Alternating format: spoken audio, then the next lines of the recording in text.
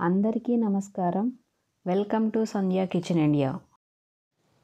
ఈరోజు మనం ఎన్నో ఆరోగ్య ప్రయోజనాలు ఉన్న వామాకుతో పచ్చడి ఎలా తయారు చేయాలో చూద్దాం. నేను మా గార్డెన్లో ఉన్న వామాకులను కోసుకొచ్చుకుంటున్నాను. వామాకులలో చాలా ప్రయోజనాలు ఉన్నాయండి.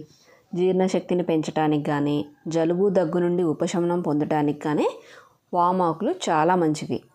వామాకులతో బజ్జీలు, కషాయం, పచ్చడి, రసం, రైస్ ఇలా చాలా రకాలుగా చేసుకోవచ్చు.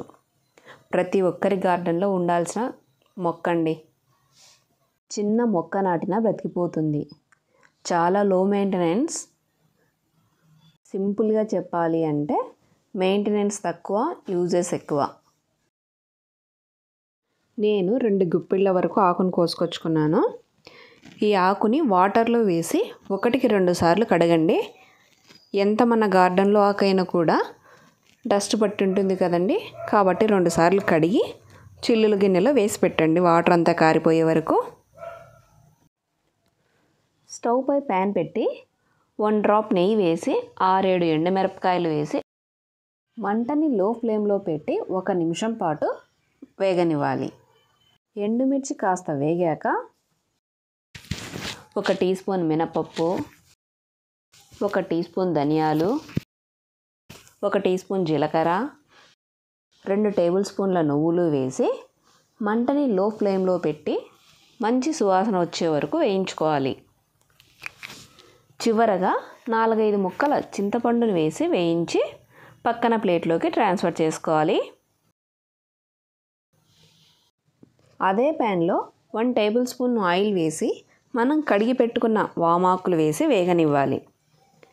ఆకులు కాస్త వేగాక 1/2 టీ స్పూన్ పసుపు వేసి బాగా కలిపి మగ్గించుకోవాలి.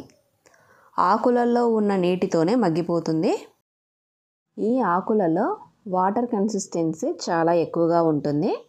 అందుకే ఆకు అంత మందపాటిగా ఉంటుంది. ఆకు మగ్గేలోపు 1 చిన్న ఉల్లిపాయను తీసుకొని సన్నగా తరిగి పెట్టుకుందాం. ఎంత సన్నగా వీలైతే అంత సన్నగా తరగండి. చట్నీలో కలిపి తింటుంటే పంటి కింద పడనట్లుగా ఉండాలి. ఆకు బాగా మగ్గిపోయింది కదా, స్టవ్ ఆఫ్ చేసి చల్లారనిద్దాం. మిక్సీ జార్ తీసుకొని వేయించుకున్న ఎండుమిరపకాయలు, నువ్వుల మిశ్రమం వేసి 1 టీ స్పూన్ ఉప్పు కూడా వేసి గ్రైండ్ చేసుకుందాం. మరీ మెత్తని పౌడర్లా కాకుండా కొంచెం పరకగా గ్రైండ్ చేసుకోండి. మరీ మెత్తగా ఇందులోకి మగ్గించుకున్న వామాకును వేసి మరీ మెత్తగా కాకుండా కచ్చా పచ్చాగా గ్రైండ్ చేసుకుంటే సరిపోతుంది.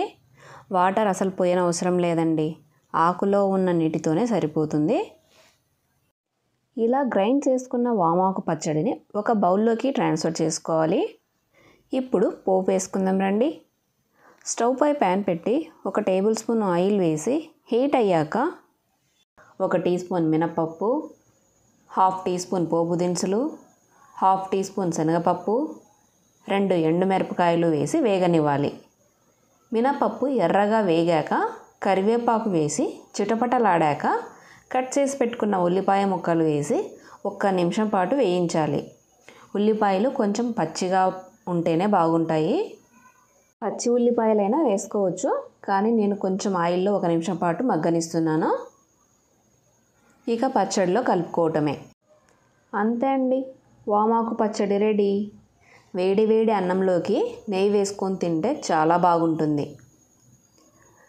కొన్నిసార్లు మనం పచ్చళ్ళు తినకూడదు, హెల్దీగా తినాలి అని అనుకుంటాం కదా, అలా అయినా కూడా ఈ పచ్చడిని హ్యాపీగా తినేయచ్చండి. Thanks for watching my video. Please like, share and subscribe to my channel. Thank you.